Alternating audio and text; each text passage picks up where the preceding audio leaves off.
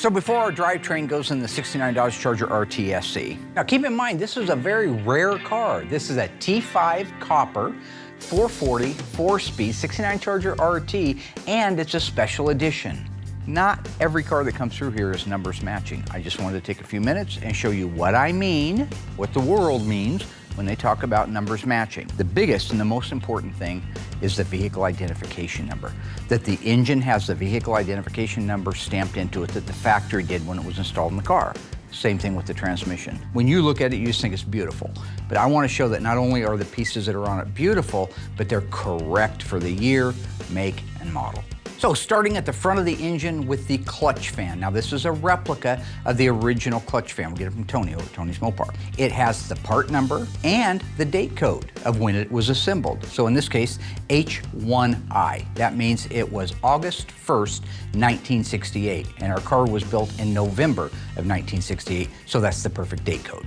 Our fan is also a replica. If you look carefully, you'll see that there's a Pentastar on there stamped into it. That's because these are licensed. Tony, again, he makes these, Tony's Mopar. That Pentastar represents that it's a licensed product. After that, we have the part number.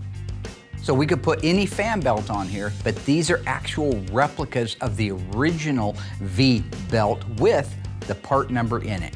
On the lower radiator hose, you'll see that it has the part number stamped into it. That is a replica hose. It's not a 50-year-old hose.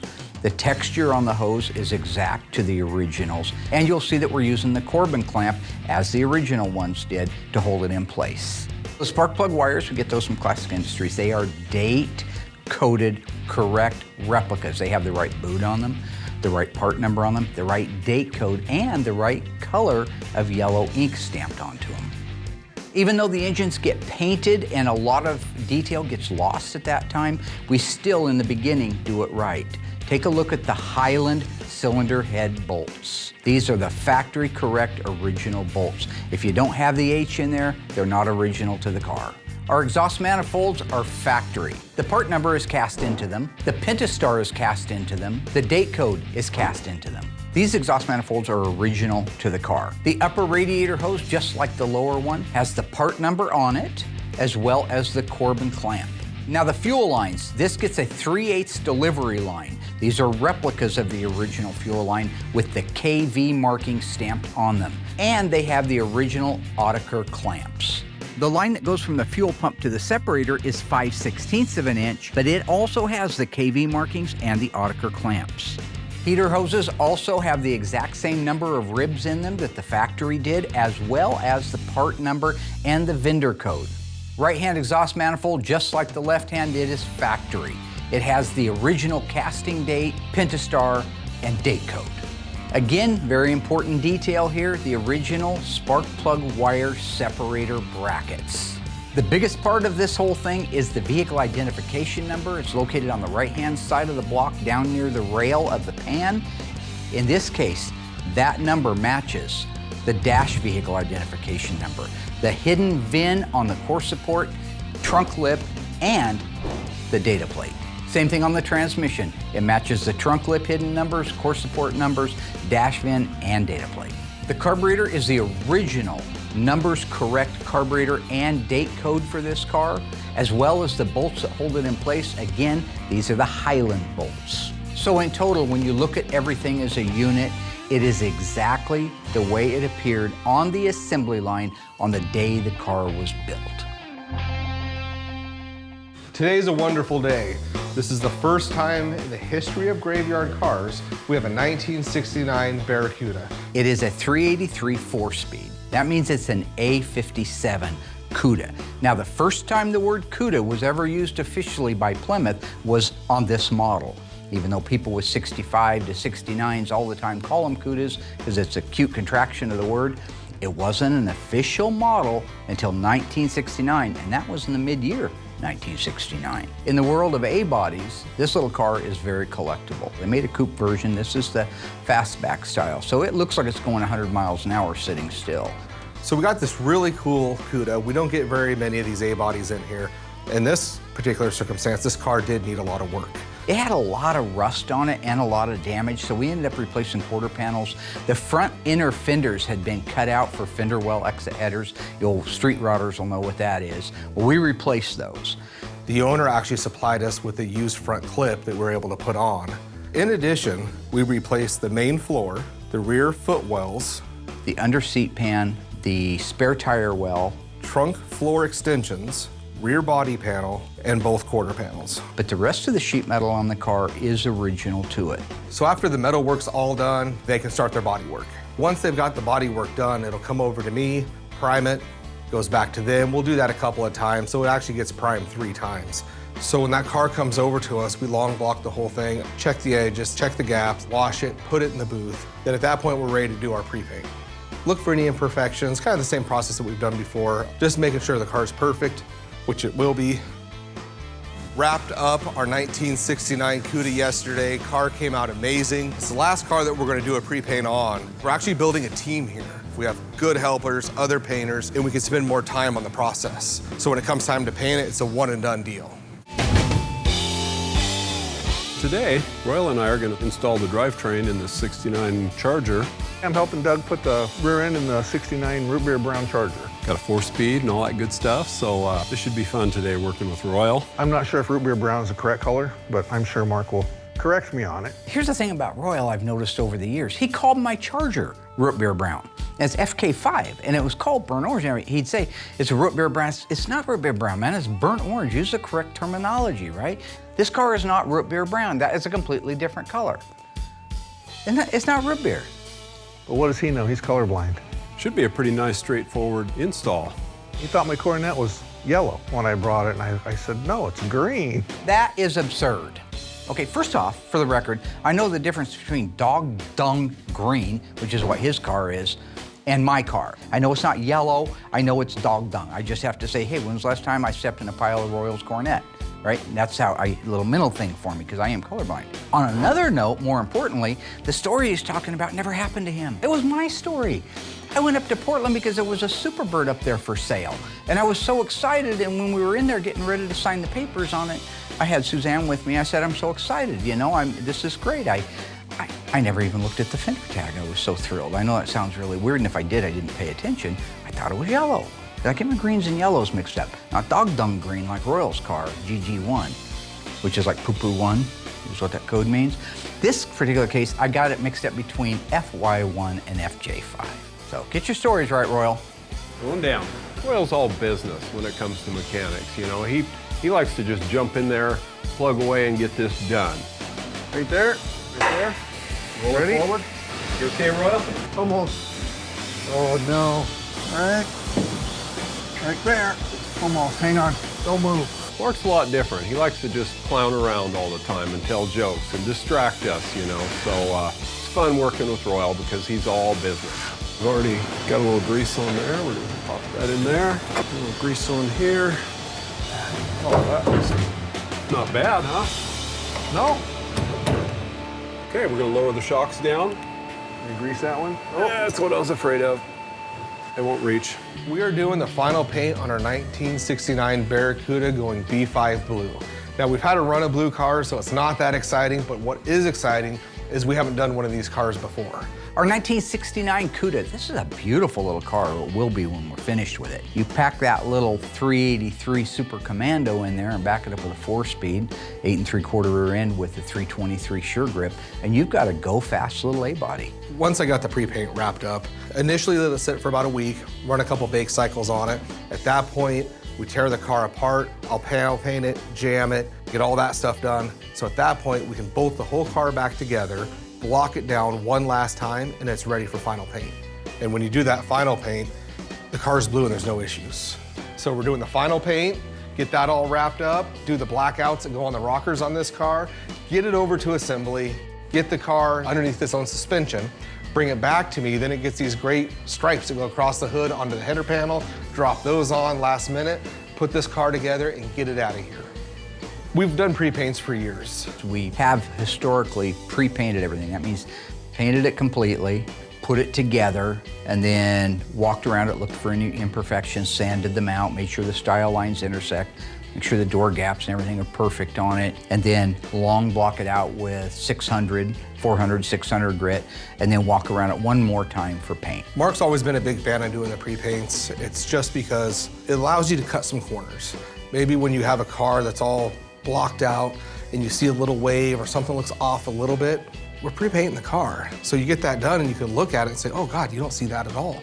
So it allows you some flexibility in the process. There's nothing wrong with that, but it gets expensive when you're doing it on as many cars as we have here. That's a lot of material. 9 times out of 10, the car looks great, which does speed the process up for final paint because you're not painting over gray.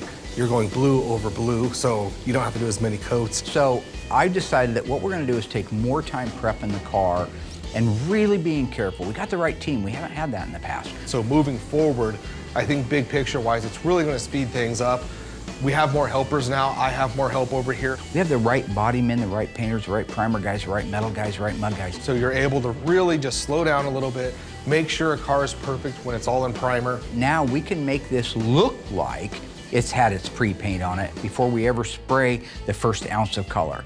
Roll it into the booth one time, get it painted, get it cut and buffed, and get it out of here.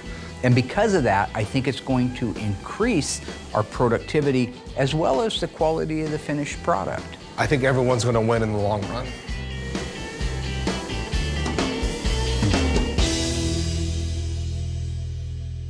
Let's get the other one loose.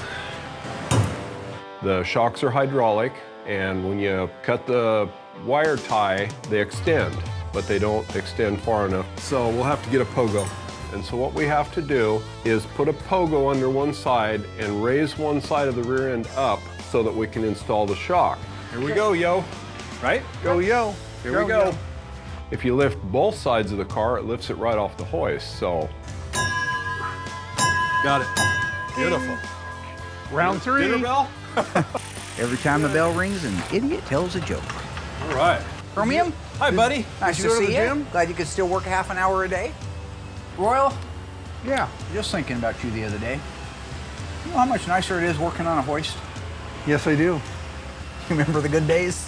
Good old days. In my carport, and pulling the transmission out, had it stacked up on all kinds of stuff, remember? Didn't have any blocks.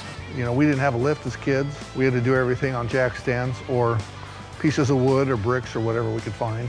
So I think I stacked it on pool balls till it was a mile in the air. It's true. You guys ready to put a front end in, or are you just gonna milk I this think all so. day? All right, let's put this bad mother in there. Let's line this thing up. You put that carburetor stud right in the middle of the tunnel. Hang on there. At Eagle Eye, I think it needs just a touch that away, like that. Okay, there we go. It's looking close. All right, I'll let you two guys with good eyes do Good that. We ready to lower this bad boy down? yeah, do you want to lower it? I can't do it with this GoPro. I can do it. That's running, so I like to make love to it. When they say make love to the camera, you caress the camera with your eyes. You make it one with you. So, Looks really good with that grease spot in your hair. you're talking about hair?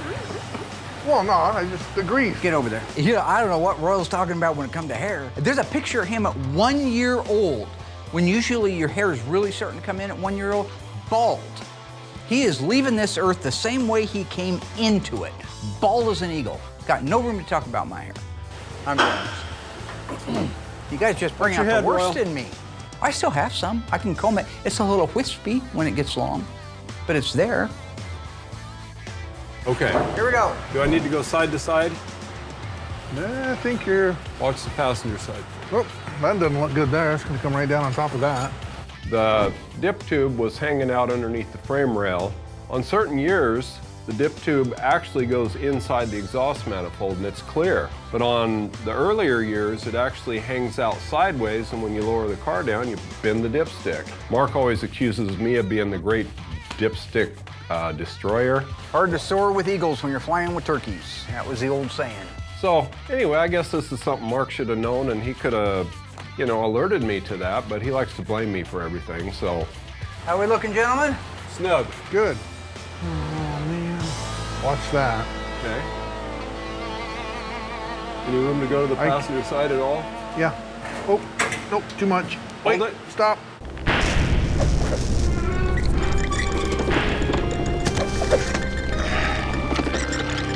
This beautiful 1970 Dodge Charger RT 426 Hemi 4-speed is one of only 56 ever made, and we restored it back in Season 5. The question is, what is the sales code for the legendary 426 Hemi? Is it E87, E74, E86? If you think you know the answer, bet all your money on it, watch the break, come on back, I'll let you know how you did.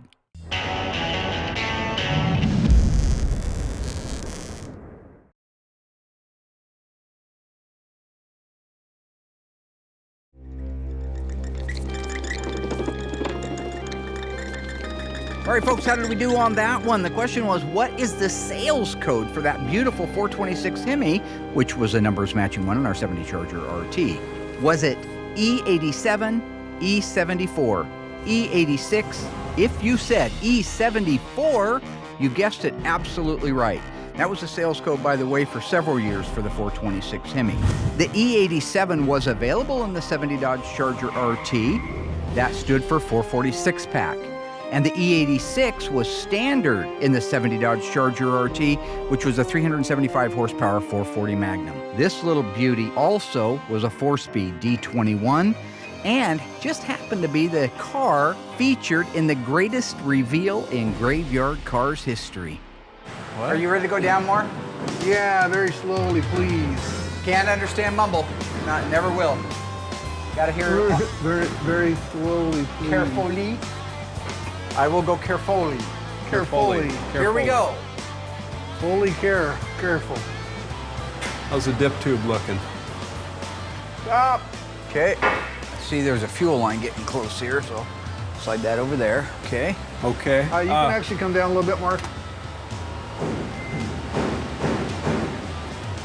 Good. I never had it so easy. Nice, isn't it? It's so nice. Mark's perfected this system. Everything just slides right in, barely. Okay, I'm started. Okay. Go ahead and raise it up. Raise the car up a hair? Just like an inch or two. It's got to go this way like an inch. We're so sophisticated now with our equipment and our process.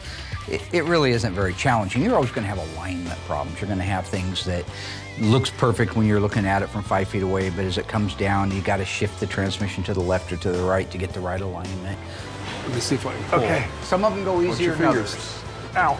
Nothing goes perfectly smoothly. As typical, it fought us pretty good here, you know. We had to kind of pry things around a little bit. But even no matter how many of you do, if the geometry at the front of the engine is out of alignment by like 1/8 of an inch, Nope. Okay, let her it could be down. an inch, maybe inch and a Down a half little. at the back.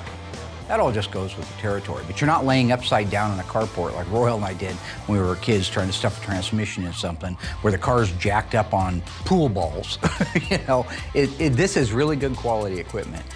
Usually do this myself. Goes quicker.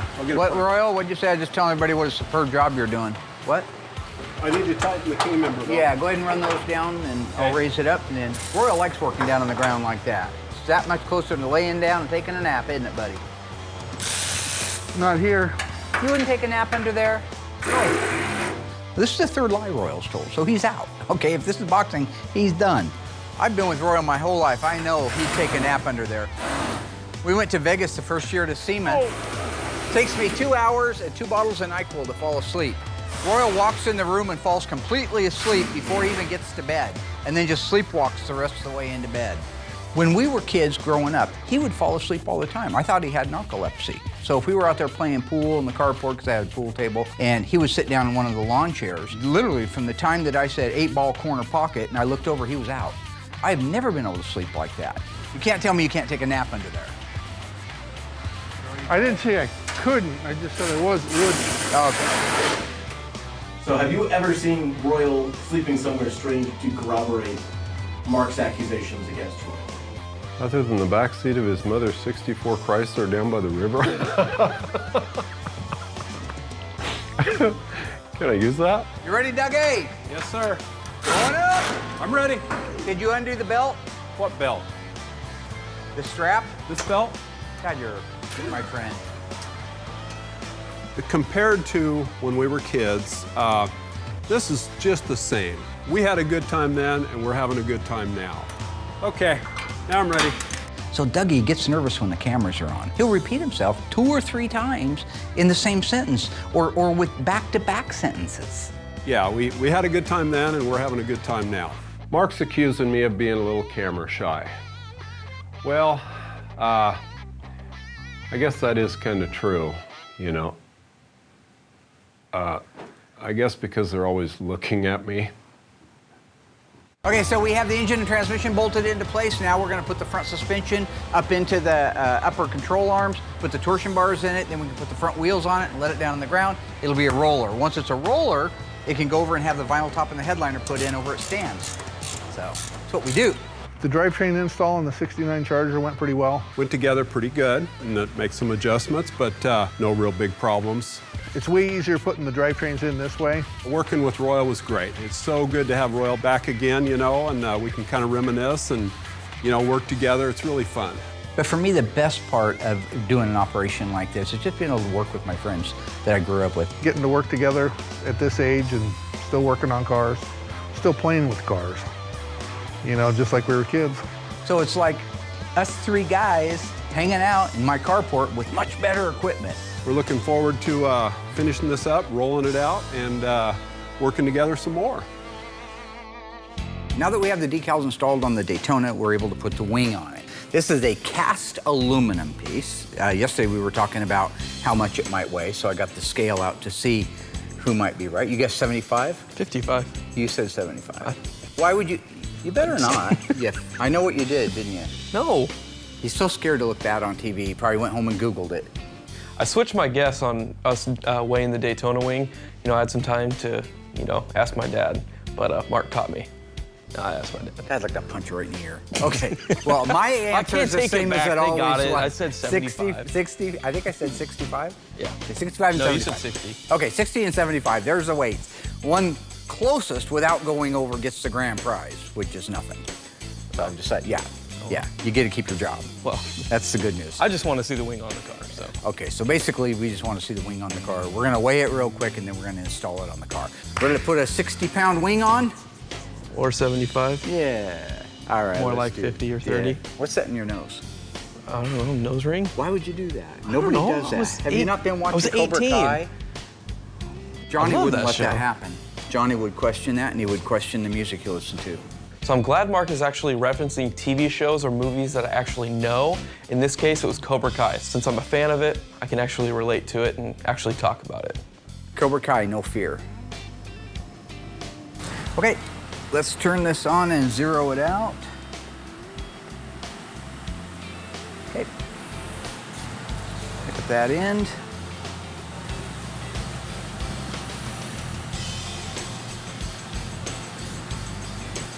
Okay, get your calculator. 14.13. Okay. Back over here.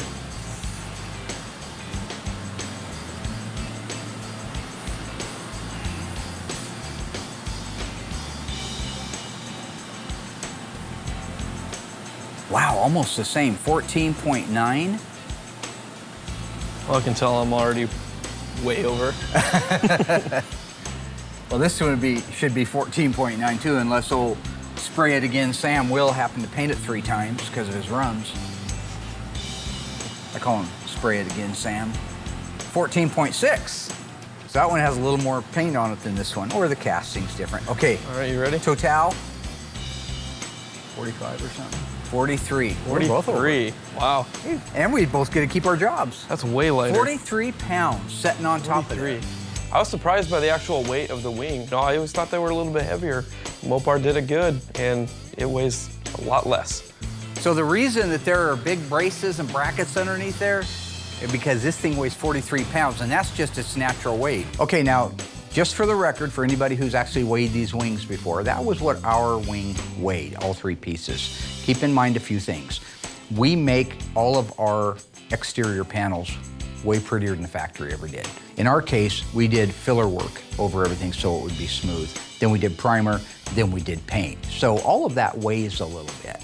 Also, our weigh-in didn't have the 2 bolts, the horizontal bolts that hold the wing to the vertical supports. But all of that totaled up wouldn't probably make a pound's worth of difference overall on it. But it gives you an idea of exactly what they weighed back in the day, and that's how much was sitting on the top of those quarter panels before you even started working on the car.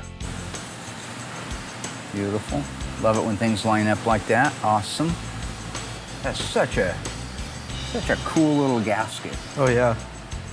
Just flat too, no ribs, no raises. Yeah. Nothing, just interesting. Interesting. Okay. All right. So I'll let you take the front, and I'll get down here to eye level. Come on in. I don't want to touch that vinyl till we're lined up perfectly. Okay. So tell me how you're looking. Pretty lined up with these holes up front. You want to come down just a little bit. A little bit. Kind of rest it on the vinyl. Okay. And with that, I think we can go ahead and plunk it down. What do you say? Yeah, let's try it. So what we see on the outside of a Daytona Charger going down the road is that big, beautiful wing in the car, of course. Wow. Sweet. Nice. Through All the right, wing I'll put washer the and nut- everything, huh? Let me get a nut on there. But there is inner structure that supports that wing. You cannot bolt a wing like that on the top of a quarter and have it not destroy the quarter panels. It would be too heavy, it would start to put dents in it. Every time you go over a bump, it would just drive the tops of the quarters down. Went through the wing washer and everything. Beautiful. Nice. Went right through the wing washer, Man. ready to go. Yep. It's great. We'll tighten them down once we get the horizontal one on. All right. Awesome. Let's do the other side. Okay. Same thing on this side applies. Put your gasket. Very nice. I like it. Well, a little different, but Okay. very close. I can view the front part, and I'm gonna come to the back here.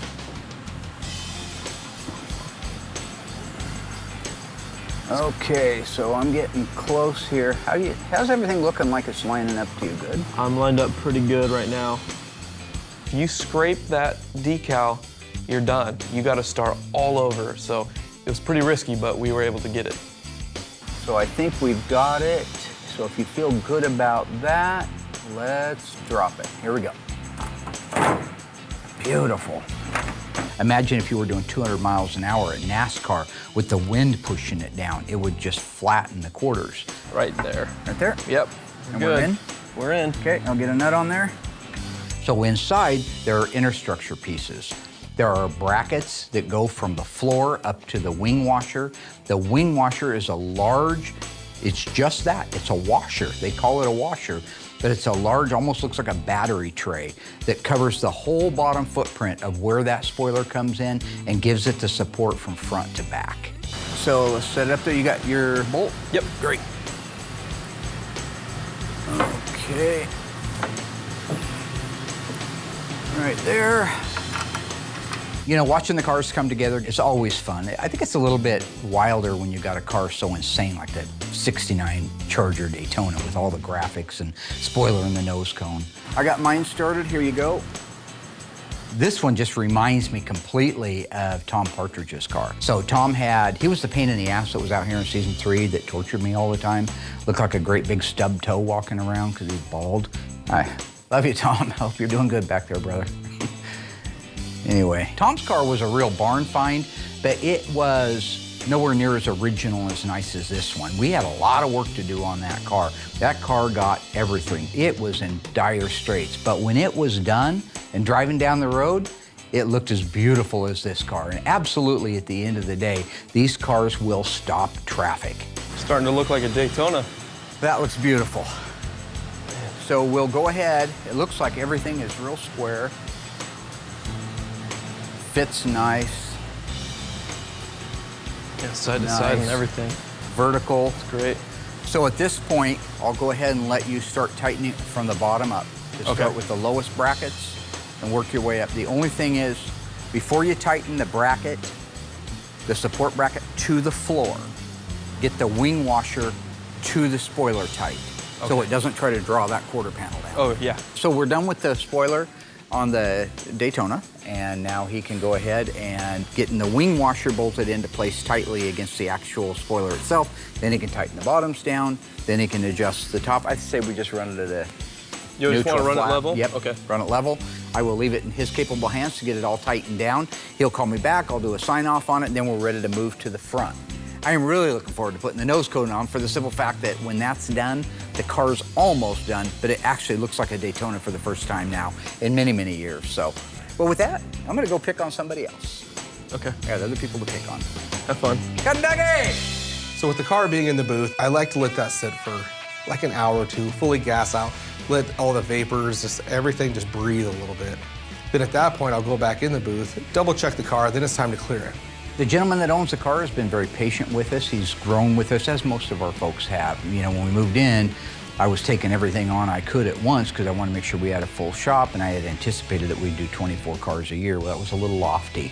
In this particular case, the guy has been wonderful. He's worked with us, and it's going to be a real pleasure for me to hand him back the set of keys that he handed me. He specifically put those in my hand. So when the car's done, I'm going to hand them back in his hand, and he's going to head down the highway. This was a nice car to clear because it's a small car. Most of these Mopars, man, they're like every bit over 20 feet long.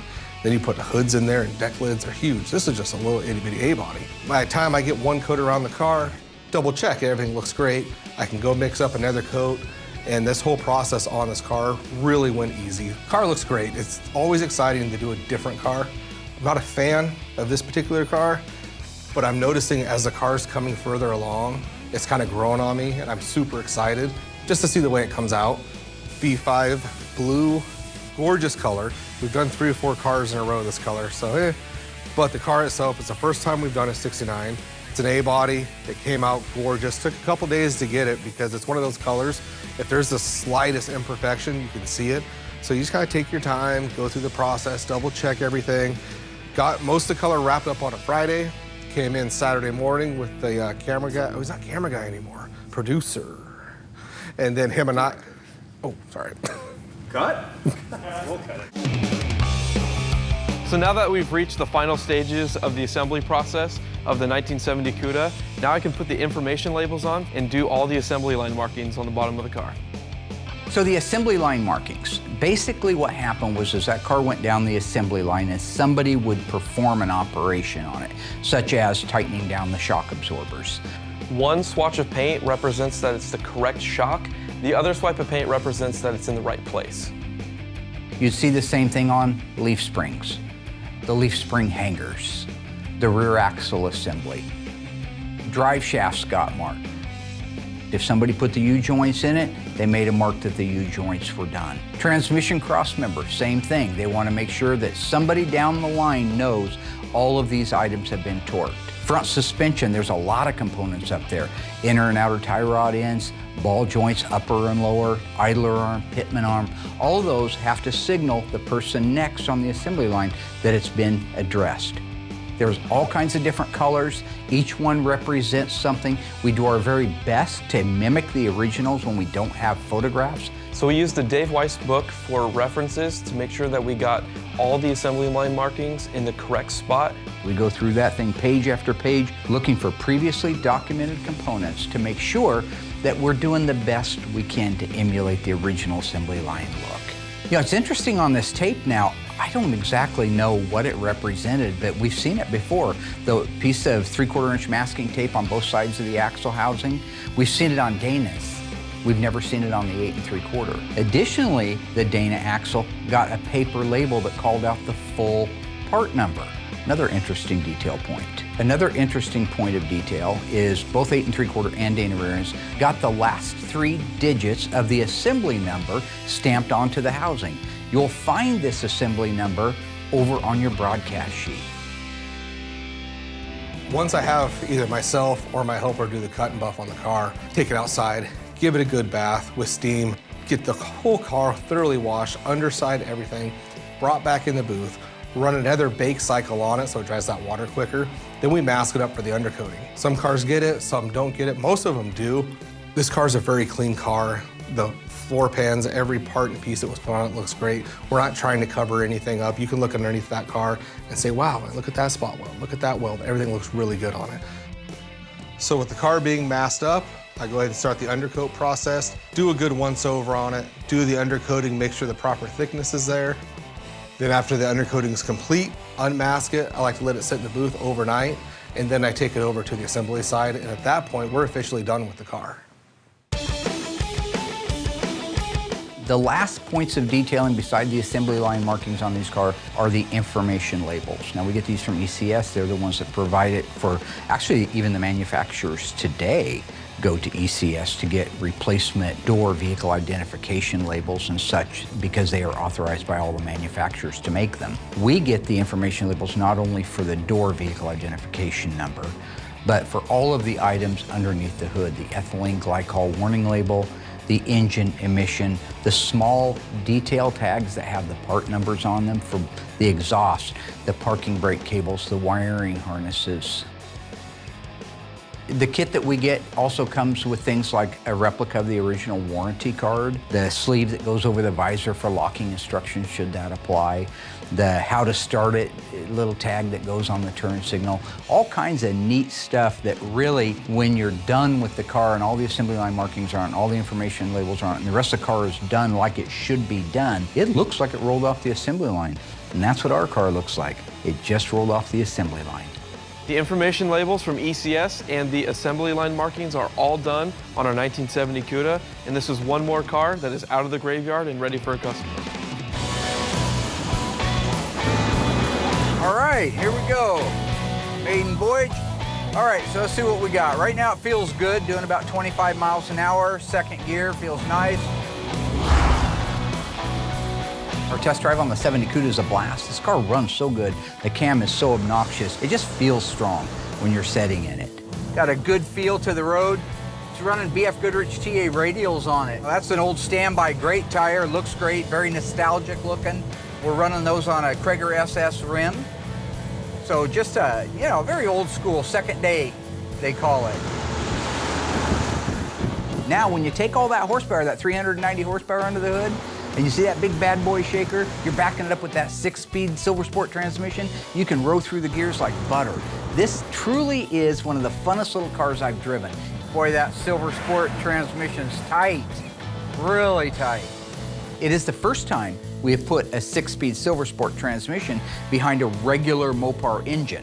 In the past, we've done it behind the Hell crate, we've done it behind the 392 crate, but we've never put it behind a 446 barrel. Got a hydraulic clutch because of the Silver Sport transmission using that Tremec 6-speed. So it's not the old conventional clutch, feels a little different. Feels solid, but pushes a little different, easier than the old 3-finger style or the diaphragm center forces that we use. So for me to drive this car around, it just feels great. Has so much old school feel to it because of the engine, but it has that new school slickness to it. That pulls you right back. See, there's no making up for torque. I guarantee it. I've got an 800 horsepower Hellcat Red Eye, but it doesn't have the torque that this thing has. This is brute, old-fashioned, American, brain-pounding, blunt force trauma torque. Feel that? Feel that, Nancy? That's real. I'll tell you what, you would not know the difference between this car and a real live V-code car. It runs like it, drives like it, looks like it. Other than the vehicle identification number, this is a 446 barrel car. It runs and drives beautiful. The way that it handles the road, even though we're talking about 50-year-old technology, these cars handled well. This one handles well. So the steering is nice and tight. We have all of our steering gears rebuilt. We put a, we call a stage 2 kit in them. It makes them a little more rigid, less easy to turn, more resistance to them. Feel that? See that shaker come all the way up? That shaker just walks all the way up. That is cool.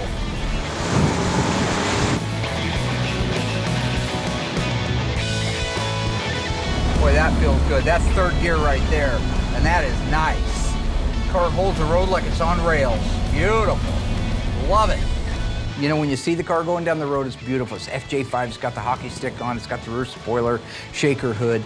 To me, the Krager 5-spokes just set it off. The BF Goodrich just set it off. Because those are what we had when we were kids. Well, I didn't.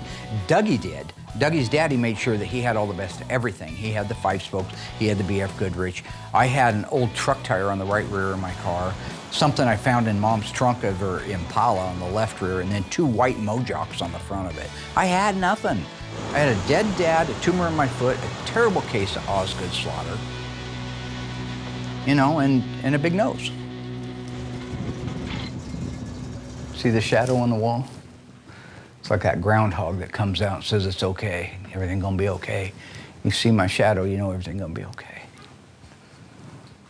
Hello ghouls, Mark Warman here, the ice tray from Graveyard Carz. If you enjoyed this video, be sure to like it, drop a comment down below, and subscribe to our channel. We have fantastic stuff coming up, and some of it you've never seen before.